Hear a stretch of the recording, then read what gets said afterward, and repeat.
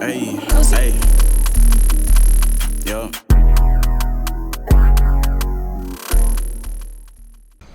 What's good, YouTube, man? It's your boy Matthew here, back with another banger. And today, man, I'm gonna be covering some 2K24 tweets regarding the My Player Builder system and how things should be ran to prevent everybody from having an overpowered build, just like they have been in previous 2Ks, like 2K23. Everybody knows 6ix9ines were completely overpowered, and everybody ran with the same lineup.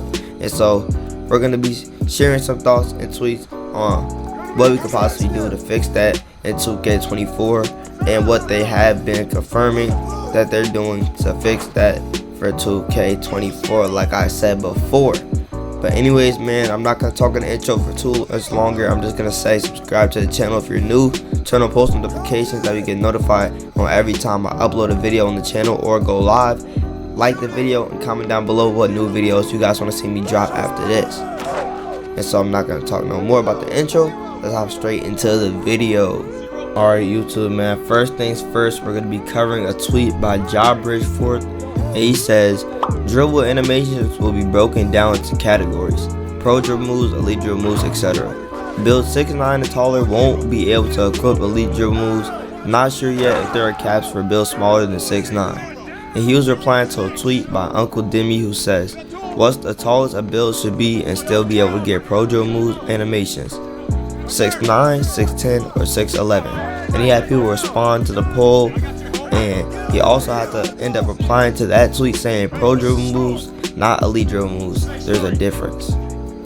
And my opinion on that is the tallest a build should be able to get pro dribble moves is 6'9". After that, there should be no more pro or elite dribble moves from 6'9". I mean from 6'10", 6'11", or even 7 foot they added, man. But after he responded to his own post saying pro dribble moves, not elite dribble moves, there's a difference.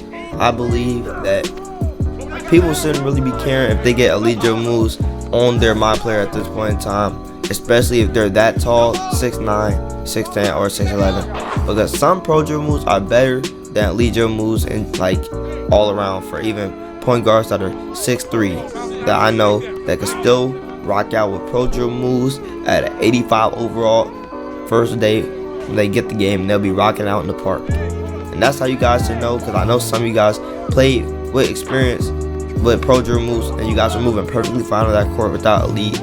So I would think that's not even a big difference for real, so I don't really care about that. As long as the player builders are balanced out where you can't be that tall, get elite dribble moves, and have overpowered finishing, defense, and shooting. That just shouldn't happen in 2K again like it happened before, and like 2K23 where 6'9"s could get everything. That's crazy. And they're able to get overpowered dribble moves. Not elites, I think they are able to get pro, but they can still do everything else. So I feel like if you are that tall and you're able to get pro dribble moves, you should at least be subtracting, like maybe you're shooting or your finish. I don't know. Something gotta be subtracted. But on to the next tweet, where Solo said, do you want to see pie charts return in the NBA 2K24 My Player Builder? And somebody responded with the name of Everyday saying, he said yes, you can tell who's actually good when they have balanced stats. Everyone has these unrealistic NBA street builds and they think they're good. People don't want to revert because they couldn't win/score on builds with limits. And I feel like that is true for a lot of the 2K community. When we did have pie charts and you weren't able to do everything in the game, it was a lot less quote-unquote comp. And now that people can make 6'9", 6'10", that can do everything in the game with overpowered stats, overpowered speed, acceleration, finishing, shooting, defensive playmaking, that's crazy. And they call themselves comp, and that's why he said people don't want to revert. But I feel like I would be cool if pie charts came back to 2K24, because I wasn't really affected by it. I wasn't really used to being able to do everything on an overpowered build in the first place, because I was never making those type builds. I always made like a 6'3", 6'2", and I was just trying to perfect my shooting and playmaking, and I didn't really care for the either defensive or the finishing. I was choosing one or the other.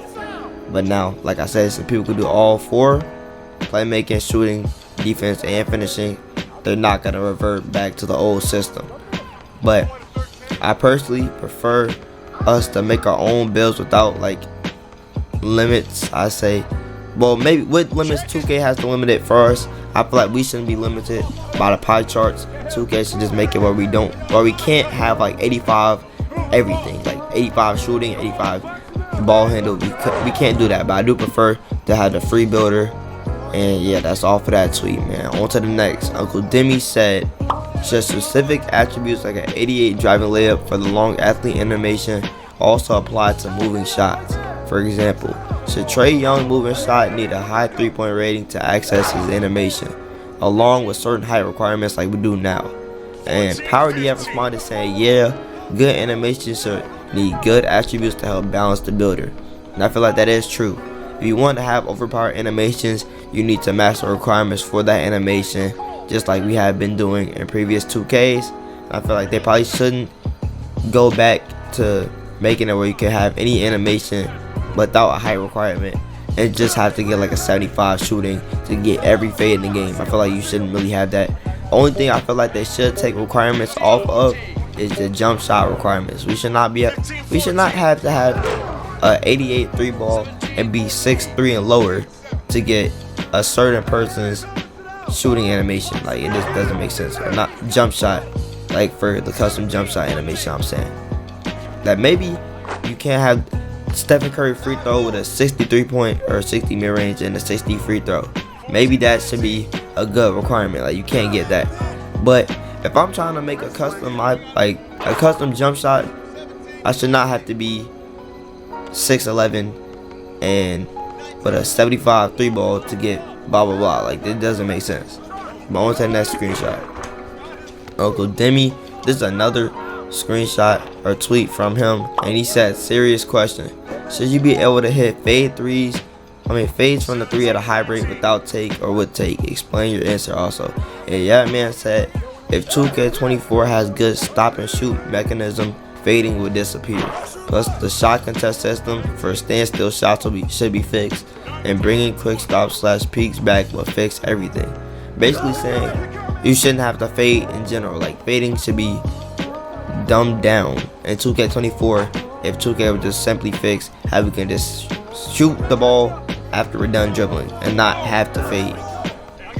And Bobby Brownie said, if you guys want quick stopping back, no problem, but taking a shot immediately after quick stopping should decrease the green window. Try quick stopping on a basketball court and shooting and see what it does to your form. Basically saying, in real life, you're not going to be able to pull up from the 3 ball after doing 5 dribble moves in a row and just stand there and shoot with perfect form every time. Which is true. So I feel like maybe quick stopping should decrease the green window at least a little bit, because that just doesn't happen in real life. But once again, 2K should not be going for realism as much. Like, it is a video game.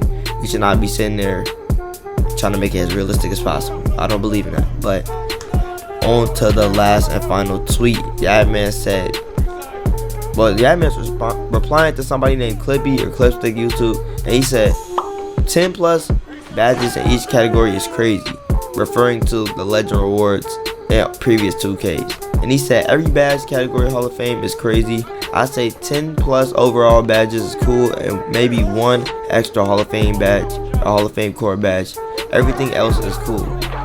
And Yadman replied to that saying, you spend $150 per build plus 1,000 hours grinding to get legend, and you think that's too much for the small majority of people who actually hit legend.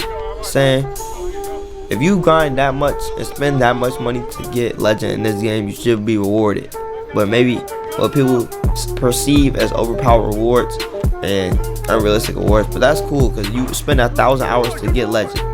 I say 10 badges plus, like 10 plus badges in each category is not bad for legend rewards. When there are only a couple people that hit legend, it's rare to run into a legend and server at the beginning stages of the game. Maybe we can get to the end stages of 2K, like when 2K25 is about to come out, you're gonna be running into legends more frequently because they spent the whole year grinding for it to get those 10 extra badges in each category. And by the time they get it, it doesn't affect them that much because 2K is almost over. 2K25 is almost about to release. So that's why I say it's not that bad for those type of upgrade. I mean, it's not that bad for a legend reward. But what I feel like Clippy was trying to say is people who are grinding the game to legend, and they know what they're doing and they can hit legend faster than everybody else, they make specific builds to where if they had those 10 plus badges in each category, they would not lose, which is, I guess, a slight problem. But if they did all that grinding to legend, I feel like they deserve the 10 plus badges in each category. But that's all I have to say, man, about the 2K24 My Player Builder system, what should be added and what shouldn't. I put all my opinions out there. Comment down below in the comments if you believe in what I said, if you feel like this stuff should be added, and what I said shouldn't be added. And like I said, subscribe to the channel if you're new, turn on post notifications, and I'll catch y'all boys in the next video. Peace. I don't got friends, these my brothers, not my comrades. I learned how to finesse and then I turned it to a con man. Freedom niggas, they ain't talk, they turned it to some convicts. I don't like to chatter talk, don't tweak under my comments.